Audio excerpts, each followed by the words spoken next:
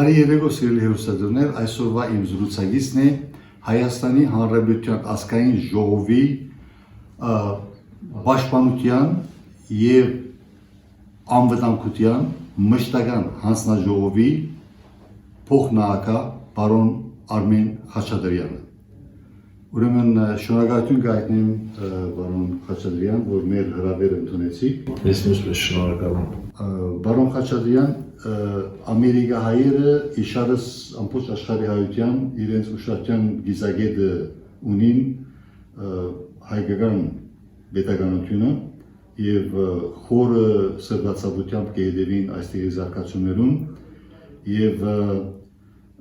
իհարկե ես բավականին հերոխոսազանքեր ստացած եմ վերջին մի քանի ժամվա ընթացքին, որ շատ մարդիկ մտահոգված են, թե ինչ կկատարվի մայր հայրենիքի մեջ։ Եվ վերջին մի քանի օրերու զարգացումներու լույսին տակ, երբ հին փոխապետականները ռևանշիզմը իրականացնելու համար նախաձեռնեցին Հայաստանի թեմ պետական հարվածի, կուդետայի եւ բարեփոխաբար ցաղոտյան մատնվեցավ եւ բոլորս ականատես եղանք եւ կշարունակենք ըլլալ զարգացումներուն։ Դուք ինչպես կքննադեք իրավապահ մարմիններու գործունեությունը այս արտիք։ Շնորհակալություն հարցի համար։ Իրականում Հայաստանի պետականության դեմ ուղղված միջոցառումները, որոնք նաև կառավարվում են դրսի կողմից, որոնց իրականացման համար մեծ ֆինանսական միջոցներ են հատկացվում, հարյուրավոր միլիոնավոր դոլարներ են հատկացվում, եւ այդ ռեսուրսները նաև Հայաստանի Հանրապետության ներսում են գործում, լրատվական կայքեր են, բազմաթիվ լրագրողներ են, որոնք ընդգրկված են կամա թե ակամա այս հանցավոր գործունեության մեջ։ Բավականին երկար տարիներ են արդեն տևում, հեղափոխությունից հետո, հատկապես 21 թվականից հետո ուժ գնացան եւ խնդիր է դրված ամեն կերպ հեռացնել ժողովրդավարական սկզբունքներով ընտրված իշխանության Հայաստանի Հանրապետության, ամեն կերպ խնդիր է դրած նսեմացնելու ժողովրդավարական արժեքները, ցույց տալու, որ մեր նման երկիրը չի կարող ժողովրդավար լինել, հակադրում են ժողովրդավարությունը անվտանգության հետ։ Սա պարզ երևում էր այդ կոնտեքստի մեջ, որ ուզում են ամբողջ ժողովրդին հրամցնել, որ եթե ուզում եք ժողովրդավարություն, ապա կարող եք կորցնել Հայաստանի Հանրապետությունը, ինչը իհարկե կեղծ օրակարգ է, եւ միջոցառումները ուղղված են Հայաստանի պետականության դեմ, այսինքն շատ ու շատ ուժերի առջև խնդիր է դրված, որպեսզի Հայաստանը չլինի ինքնուրույն, սուվերեն, ինքնիշխան պետություն։ Եվ այս ուղղությամբ անընդհատ փորձեր են կատարվում եւ քաղաքական դաշտում, եւ փողոցում, եւ ազգային ժողովի ներսում, եւ ընտրությունների ժամանակ անընդհատ փորձեր ու ամեն անգամ նոր սցենարներով։ Ինչ որ միտեղ սցենարը մշակվում է եւ հետո սկսում են իրականացնել այդ սցենարը։ Հետո հանդիպում են անհաջողությունների եւ մշակվում են նոր սցենարներ եւ այլն եւ այլն։ Վերջին իրադարձությունները կապված Բագրատ Գալստանյանի հետ եւ այդ խմբի հանցավոր խմբի հետ, սա հերթական սցենարներ մշակված, որը պետք է իրականացվեր մոտ ժամանակներս, այսինքն հեղաշրջում են պատրաստում անել սահմանադրական կարգի խախտմամբ, ոչ օրինական ճանապարհով, բռնություններ գործադրելով, նույնիսկ ինչպես դուք տեղեկացաք, մարդկանց կյանքից զրկելու միջոցով, գնդակահարությունների, չգիտեմ, եւ հրդեհների, հրկիզումների միջոցով ամեն կերպ պետք է փորձեին հասնել իրենց այդ հանցավոր նպատակին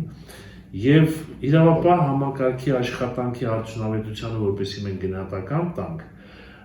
շատ լավ ինդիկատոր է այն հանգամանքը, թե երբ բացահայտվեց այս հանցավոր մտադրությունը։ Այսինքն հանցագործությունը բացահայտվեց նախապատրաստման փուլում,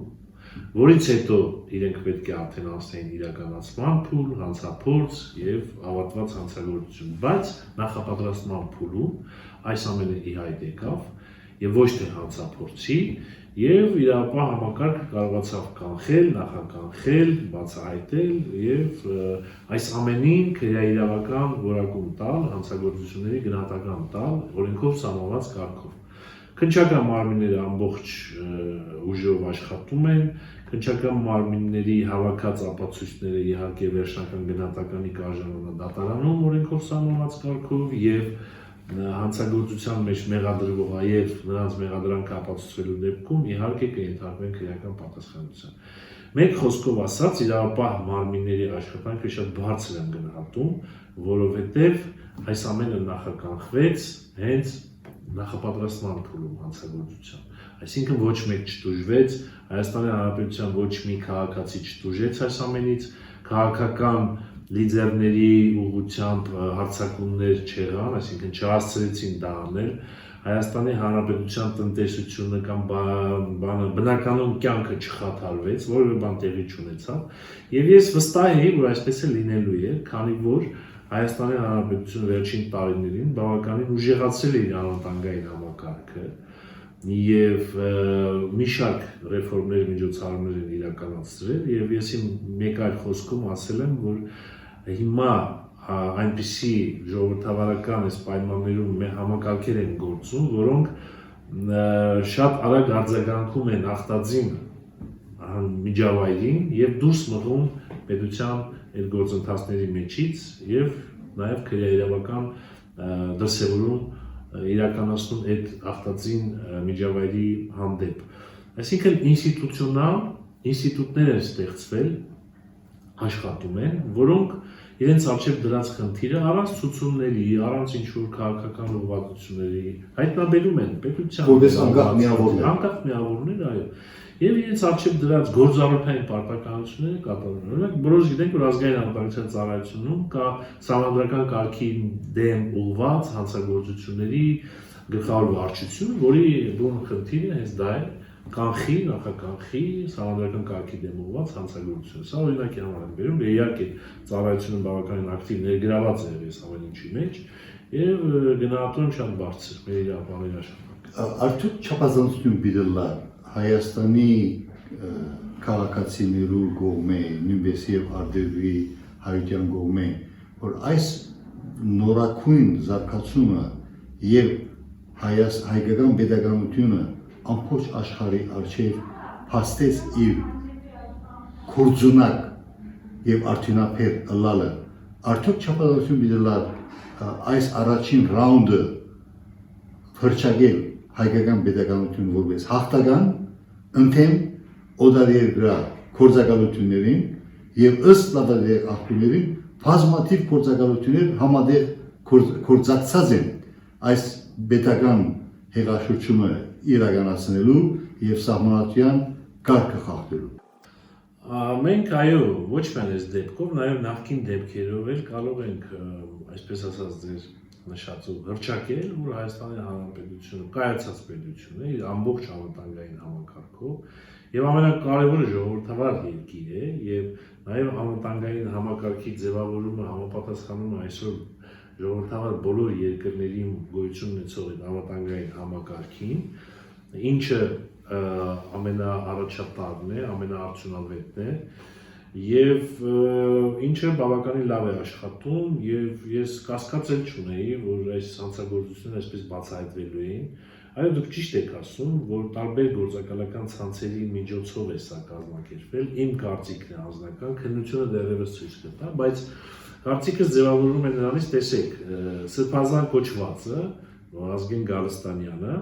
կոնկրետ հրահանգներ է տալիս, թե ինչպես պետք է դիվերսիոն գործողություններ իրականացվեն Հայաստանում, ոնց պիտի գնդակահարեն, որտեղ մեքենաներ պետք է վարվեն, գադարել FSB-ի։ Ես հեսա նշեմ, որտեղ պետք է մեքենաներ վարվեն, որտեղ պետք է, չգիտեմ ինչ ծխաբեր նյութեր օգտագործել, ոնց պետք է խմբեր կազմեն, ամեն խումբը ինչ տակտիկական, մարտավարական խնդիրներ պետք է լուծի, եւ այս ամեն ինչի հրամանատարը իրենց սրբազան կոչվող հոգևորական է, դուք պատկերացնում եք, պարզ է, չէ, որ հոգևորականը անցել է որոշակի, այսպես կոչված դասընթացներ, որոշ պրոֆեսիոնալ կազմակերպություններում, ես կարծում եմ դա օտար կազմակերպություններում, եւ վերապատրաստվել է, նրան պատրաստել են պետության դեմ ուղղված տերորիստական ահաբեկչական գործողություններ անելը, տակտիկական հնարքներ կիրառելու գիտելիքներ են տվել եւ այդ ամբողջ զայնագրությունը վկայում է դրա մասին։ Երբ որ նա արդեն այդ հանրությունները տալիս է, երևում է, որ չէր կարա հոգևոր հայրը, այսպես կոչված, նման գիտելիքներ ունենա դիվերսիոն գործողություններ իրականացնելու։ Շնորհակալություն։ Բազմաթիվ հայեր արդարացի եղով գագնգալ են, որ այս ցերպակալություններու շարքը շարունակվի, որովհետև ամբողջական չէ։ Ներկա ցերպակալություններու շարքը թեկուզ քննադատելի է, բարձր քննադատելի է, բայց ամբողջական չէ։ Բազմաթիվ սրտացավ հայեր եւ ամերիկայության շարքերներս եւ հայրենիքներս եւ սպյուրքան այլ քաղաքոջախներու մեջ, որոնց հետ ես գաբի մեջ եմ, մտահոգություն գայտնեմ, որ հանգարց այս բացահայտման գործընթացը գեսած չմնա։ Ինչ է ձեր կեցվածքը։ Այո, դուք ճիշտ եք եւ մեր իշխանությանը կառավարության ամենամեծ մեղադրանքը հանրության կողմից երևի դա է, որ հանրությունը շատ է մեզ մեղադրում, որ այն անձինք հանրության համար հայտնի, ովքեր մեծ հարստություն են կուտակել ապօրինի կերպով Հայաստանի Հանրապետությունում իրենց իշխանության օրոք, բռնություններ են կիրառել, հազար մի անօրինականություններ են իրականացրել եւ ինչի հետևանքով երկիրը բավականին հետ է մնացել իր բնականոն զարգացումից եւ ինչ ակնհայտ դարավ շատ ու շատ իրադարձություններով, այո, մեզ մեղադրում են, որ ինչու այդ մարդիկ դեռևս ազատության մեջ են, դեռևս ամբողջապես նրանց գույքը խլված չէ, եւ այս մեղադրանքը իհարկե շատ հասկանալի է եւ ինչ որտեղ օբյեկտիվ մեղադրանք է, բայց տեսեք ինչ ունեցանք մենք 19-20 թվականից հետո։ Մենք 20 թվականին ունեցանք սարսափելի պատերազմ, կորոնավիրուս, Այսինքն 2020 թվականին, 21 թվականին մենք ունեցանք քաղաքական մեծ ցնցումներ, այդ նույն ուժերը երկրում շատ մեծ ցնցումներ ստեղծեցին, ինչի պատճառով իշխանությունը գնաց ընտրությունների եւ քաղաքական ընտրություններ, 21 թիվը նաեւ հարձակումներ Ադրբեջանի կողմից, ընտրություններից մի քանի օր առաջ համագարկված, այո, ընտրություններից մի քանի օր առաջ Սև լճում, Սյունիքում, Գորիսի մոտակայքում Ադրբեջանը անցավ հարձակման եւ մի տերիտորիայի մի մասը գրավեց, ինչը իհարկե իրականորեն ազդեց ընտրությունների արդյունքների վրա, բնական է որ պետք է ազդեր։ 22 թիվ եմ գալիս, 22 թվական հարձակում Սյունիքի, Վայոց ձորի, Ջերմուկի, Վարդենիսի ուղղությամբ, տարածքների գրավում Ադրբեջանի կողմից, զոհեր, 200-ից ավելի զոհ տվեց Հայաստանի Հանրապետությունը, այսինքն լուրջ պատերազմական վտանգ եւ 13-14 սեպտեմբերին լուրջ պատերազմական գործողություններ գնացին, ինչը ընդհատվեց 15 սեպտեմբերի 15-ին եւ դրանից հետո էլ բավականին դժվար վիճակ 22 թիվ դեկտեմբեր Արցախի, Ղարաբաղի, Լեռնային Ղարաբաղի ճանապարհը փակվեց, Լաչինի միջանցք բլոկադա սկսվեց, դա լուրջ խնդիր էր Հայաստանի Հանրապետության համար 23 թիվ են գալիս սեպտեմբեր բլոկադան ձգվեց մինչև սեպտեմբերին հարձակում Լեռնային Ղարաբաղի հայ բնակչության վրա, բռնի տեղահանում, էթնիկ զտում, 100,000-ից ավել բռնի տեղահանվածների դիմավորել Հայաստանի Հանրապետությունը, նրանց տեղավորել, սոցիալական կենցաղային հարցերի հոգալ, 100,000 բնակիչը մեր փոքր 3 միլիոնից երկրի համար բավականին լուրջ ցնցում կարող առաջացնել, բայց շնորհակալություն եւ մեր պետական կառավարման համակարգին եւ համայնքներին եւ մեր ժողովրդին, որ այսպես շատ լավ ընդունեցին մեր Լեռնային Ղարաբաղի հայրենակիցներին եւ մի օր, երկու օր նույնիսկ նրանք դրսում չքնեցին, այդ ամենը լուծվեց, բայց երկնքի տակ մարդ չմնաց, նույնիսկ այն առաջի օրերին, դա 23 թիվ արդեն եկա, 24 թիվ, այդ ամբողջ էթնիկ զտումների արդյունքում Հայաստանում արդեն բնակություն հաստատված ժողովրդին սոցիալական խնդիրների լուծում, այդ բոլոր ամեն ինչի բեր, Եվ 25 թիվ, որը որ խաղաղության պայմանագրին ուղղված միջոցառում են, այսինքն 20 թվականից մինչև այսօր մենք մի տարի չենք ունեցել, որ հանգիստ ռեժիմով մեր կառավարչական խնդիրները լուծենք։ Այսինքն մեղադրանքը, որ հնչեցնում է իշխանությունների արսային, որ ինչու այդ բոլորը շատ արագ չի արվել, մարդիկի ապօրինի գույքից չեն զրկվել եւ այլ, դրա համար ժամանակ էր պետք եւ պարզվեց բավականին երկար ժամանակ, որ այդ ինստիտուտները ստեղծվեն, այդ հակակոռուպցիոն դատարանները, քննչականները, օպերատիվ մարմինները, ապօրինի գույքի բռնագանձման այդ ծառայությունները, կադրերը պատրաստվեին, որպեսզի ամեն ինչը արվեր օրենքով, իրավական դաշտում եւ ոչ մի ռեպրեսիա չպետք է տեղի ունենար, որովհետեւ եթե մենք դա անեինք ռեպրեսիվ միջոցներով, դա արդեն մենք չենք կարող ասել, որ մենք ժողովրդավար երկիր ենք։ Մենք ուղիղ կհակասենք մեր արժեքներին, սկզբունքներին եւ ժողովրդավարությանը։ Լավ է ուշ եւ իրավական օրենքով սահմանված կերպով։ Ինչը հիմա, ասեմ ձեզ, արդեն հունի մեջ է ընկել եւ բավականին շատ լավ այս մեխանիզմը աշխատում է։ Այո, ասեմ ձեզ, այս բոլոր ապօրինի գույքերը, խնդիրները, կոռուպցիոն թեմաները, փաստերը, որոնք որ կան, հաստատ իրավական գնահատական են ստանալու եւ արդեն ստանում են, արդեն մեր ստեղծած մարմինների միջոցով։ Շնորհակալություն այն փաստաթղթության համար, հստակեցման համար, որ ռեպրեսիայի դարբերագով կմերժի հայկական pedagogiությունը առաջնորդվել, որովհետև իր նվիրվածությունը կամ վճռական որոշումը, որ ոչ մի կերպ չշեղի ժողովրդավարական համակարգեն, դա շատ կարևոր դերություն է հանրության համար, որովհետև հին ռևանշիստականները ըստ երևույթին բավականին կորձունյա են այդ ուղղությամբ ապագովնորոշում իրականացնելու եւ մարդկանց համոզելու, որ տեսեք, Փաշինյանի կառավարությունը իրականության մեջ մեր մարդիկն են։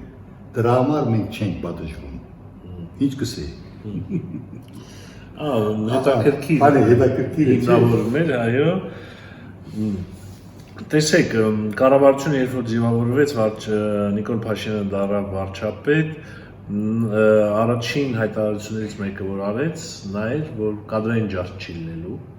ովքեր ուզում են ծառայել Հայաստանի Հանրապետությանը, կծառայեն, ովքեր լավ մասնագետներ են, կմնան իրենց տեղերում, որևէ քաղաքական ուղղվածությունից ելնելով ռեպրեսիաներ չեն լինելու, կադրային ջարդեր չեն լինելու եւ այդ խոստումը պահեց վարչապետը, բայց ընթացքում մենք տեսանք, որ սաբոտաժներ են նաեւ իրականացվում մի շարք համակարգերում եւ այո մարդիկ կային, որ ամեն ինչ անում են, որ այդ համակարգերը չաշխատվեր եւ ստիպված արդեն այդ մարդկանց հնարավորինս հեռացվել են այդ համակարգերից եւ ընդունել են նոր մարդիկ, ովքեր պրոֆեսիոնալ են, կարող են աշխատել եւ այլն, վերանայվել են աշխատավարձերը, որովհետեւ սա էլ լուրջ խնդիր էր, նախարարների, փոխնախարարների աշխատավարձերը, որովհետեւ մարդը պետք է սոցիալապես ապահովված լինի եւ շուկայում գոնե իր աշխատանքի վարձավճարից շատ չտարբերվի պետական ապարատում աշխատելը։ Այդ մենք չենք պատժվում, որովհետև կառավարության մեջ շատերը մեր անդամներն են, այդ բնորոշումը հետաքրքիր բնորոշում է, բայց պետք է ասեմ, որ ոչ այն մարդիկ, ովքեր աշխատում են, կապ չունի որ ժամանակահատվածից են իրենք այդ պաշտոնները զբաղեցնում, ինչպիսի քաղաքական հայացքներ, ովքեր լավ են աշխատում, մնում են աշխատում են, ովքեր ոչ վատ են աշխատում, պրոֆեսիոնալ չեն, նրանք չեն աշխատում ու չեն աշխատելու։ Մեկ այլ հարց կլլկե հայության միտքը, թե ինչու այս ռևանշիստական գերձ ընդդիմությունը, որ ոչ մի հավատարմություն չունի հայկական pedagogiության հանդեպ, կշարունակի ազգային ժողովեն ներս իր ավերիչ աշխատանքները կատարել եւ անպատժելի մնալ։ Ինչն է այս խնդրի ելքը։ Տեսեք, եթե մեր իշխանությունը ժողովրդավար չլներ, եթե մենք ընտրությունները արդար ազատ չիրականացնեինք, հաստատ այս ընդդիմությունը չէր լինելու։ Այսօր որ իրենք ազգային ժողովում են, երկու այդ խմբակցությունները Հայաստան եւ Պատիվ ունեն, դա հենց մեր իշխանության հաշվին են իրանք այդտեղ։ Այսինքն մենք ամեն ինչ արել ենք, որ ընտրությունները արդար, ազնիվ լինեն, ինչի արդյունքում այն տվել են իրենք արդար կերպով պատկանցային հավաքեցին, թե ընտրակաշարքներով։ Ընտրակաշարքի փաստեր Ուրեմն այգա մեզի կբերի հաջորդ կարևոր հարցի։ Արդյոք Հայաստանի Հանրապետությունը պիտի թույլատրի հաջորդ ընտրություններին եւս մեկ անգամ ընտրակաշարքով այս գերընտրությունը վերընտրվի։ Իմ կարծիքով այսօրվա անդիմությունը չի լինելու հաջորդ ազգային ժողովում, ուղղակի չի լինելու, որովհետև լավ ապատեղեկացրին ժողովրդին, ինչ որ բաներով խաբեցին, ինչ որ մի կերպ ձայներ ստացան եւ եկան ազգային ժողով, բայց մենք տեսանք այս 5 տարին իրանք ինչով էին զբաղված։ Իրենք զբաղված էին սաբոտաժ անելու, ոչ մի բովանդակային քննարկում, 1000-ից մեկ բովանդակային ինչ որ օրենքների վերաբերյալ քննարկում, ոչ մի բովանդակային քննադատություն մեր հասցեին, արմատական ընդդիմություն էր, որի նպատակը օտարերկրյա կապիտալի պաշտպանությունն էր, օլիգարխների կապիտալի պաշտպանությունը։ Իրենք խոսում են եւ բոցավառվում են այն դեպքերում, երբ բոցաշունչ բաներ են ասում,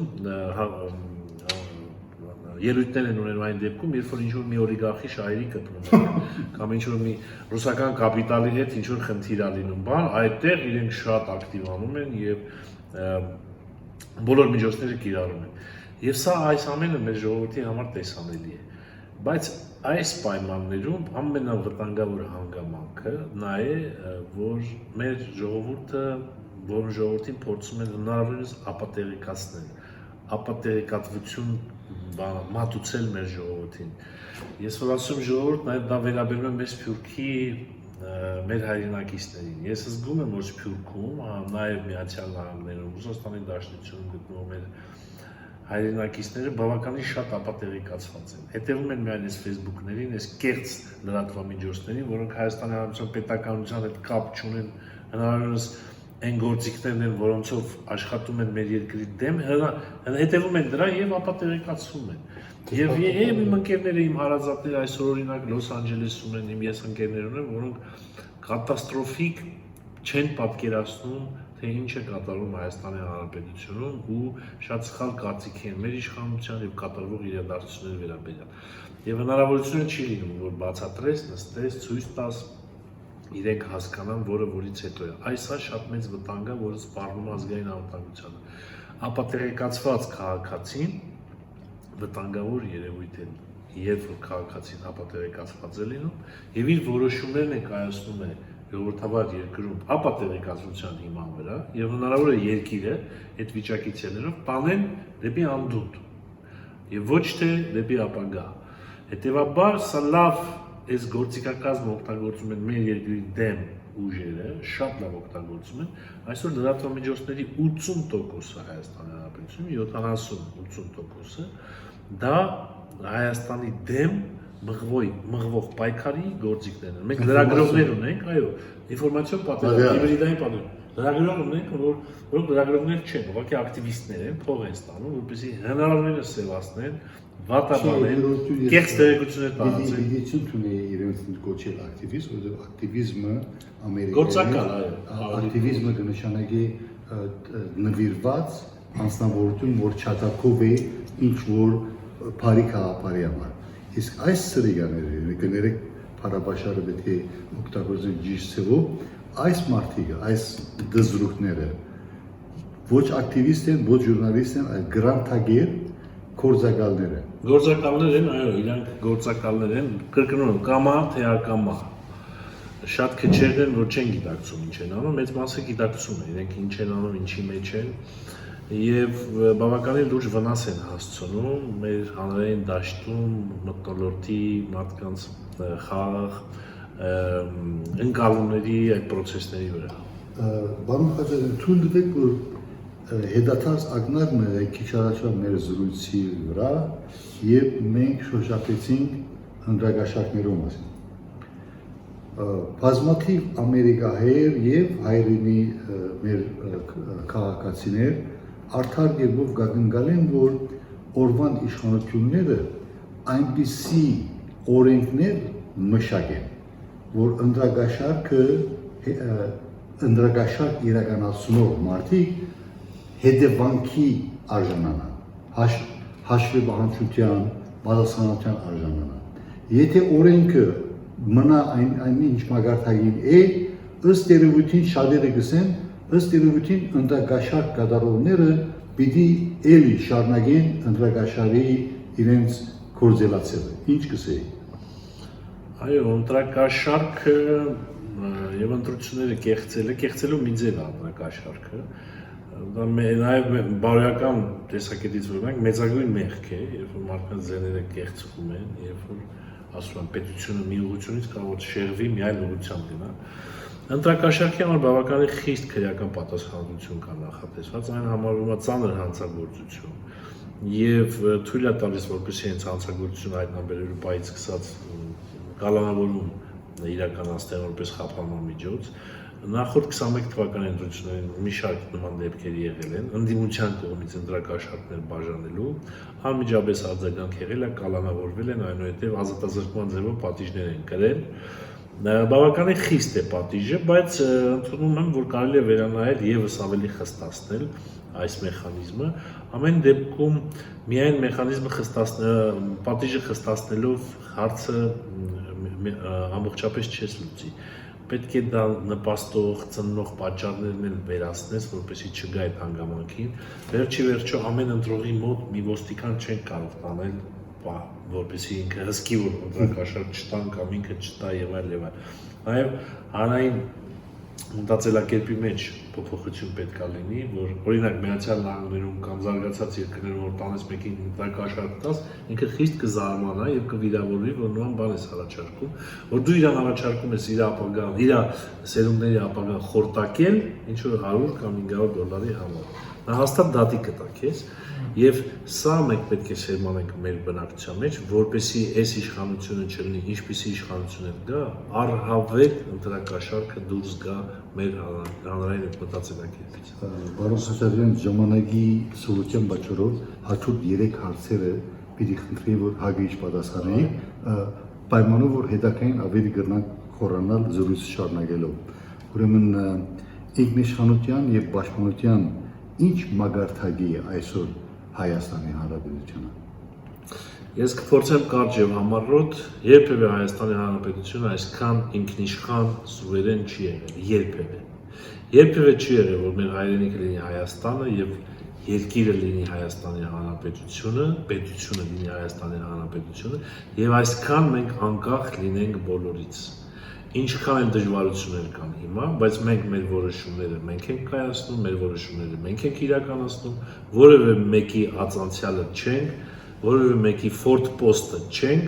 այսօր Հայաստանի Հանրապետությունը ինքնաշխատության եւ սուվերենության ամենաբարձր մակարդակի վրա է, քան երբևէ եղել է մի 600 տարվա մեջ։ Հաջորդ հարցը դարածքաշրջանային եւ գլոբալ միջազգային մակարդակի վրա իհարկե բոլորս գիտենք, որ աշխարհակաղակական խոշոր ցնցումներ է կանցնի ամբողջ մարդկությունը, ներառյալ դարածքաշրջանի պետությունները, անշուշտ Հայաստանը, արդյոք այս ներկա իրավիճակի մեջ որոնք են ամենախրթին մարտահրավերները եւ Հայաստանի Հանրապետությունը իդիմաց այդ մարտահրավերներում արդյոք ինչպիսի ադագությամբ կնավարկի։ Շնորհակալություն, պետք է ասեմ, որ Հայաստանի Հանրապետությունը հաջողվել է այս վերջին տարիներին խուսանավել մի շարք աղետներից, մի շարք։ Այս պահի դրությամբ այդպիսի էգզիստենցիալ աղետներ մենք չունենք, ինչ ունենք 5 տարի առաջ, 4 տարի առաջ, 3 տարի առաջ, այո, մենք ունենք լուրջ խնդիրներ, բայց այդ խնդիրները էապես մարված են։ Ճիշտ արտաքին քաղաքականության, ներքին քաղաքականության, երկրի հզորությունների ավելացմամբ այս պահին մարված են, բայց իհարկե մարտահրավերը միշտ կան։ Թիվ 1 մարտահրավերը այս պահին ես տեսնում եմ աշխարհաքաղաքական process-ներում Հայաստանի շուրջ պատերազմական իրադրություններով, ցնցումներով, օրինակ Իրան-Իսրայել պատերազմը եւ այլն։ Այս ամեն ինչը հնարավոր չէ կանխատեսել, թե ինչքան կտևեր, ոնց կտևեր, բայց ամեն ինչը որ գազդեր Հայաստանի Հանրապետության համար ռիսկեր կստեղծեր անվտանգային միանշանակ։ Եվ երկրորդը շատ կարևոր է հայ-ադրբեջանական խաղաղության պայմանագրի կնքումը, շատ կարևոր Թուրքիայի հետ հարաբերությունների կարգավորումը։